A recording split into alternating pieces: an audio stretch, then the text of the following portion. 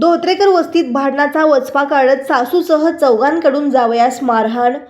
2 दिवसापूर्वी झालेल्या भांडणाचा वचपा काढण्यासाठी पत्नी सासूसह चौघांनी मिळून चपलासह लाथाबुक्क्यांनी बेधाम मारहाण केल्याने जखमी झाल्याची तक्रार जावई शंकर किनकर कांबळे वय वर्ष 34 राहता धोत्रेकर वस्ती भवानीपेठ सोलापूर यांनी पोलिसात फिर्याद दिली आहे।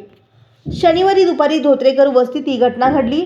सारिका कांबळे फिर्यादीची पत्नी, महादेवी मोरे सासू, प्रकाश मोरे मेवणा, निलेश कांबळे मावस मेवणा राहता गांधीनगर झोपडपट्टी घर नंबर 2 अकोलकोट रोड सोलापूर अशी गुन्हा नोंदवल्याची नावे आहेत।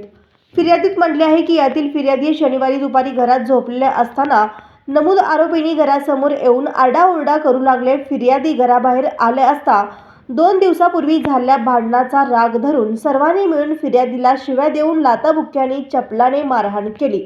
भांडणात सोडवण्यासाठी आलेल्या आईलाही मारहाण केल्याचे फिर्यादीत म्हटले आहे। पुढील तपास हवालदार रुपनर करीत आहेत।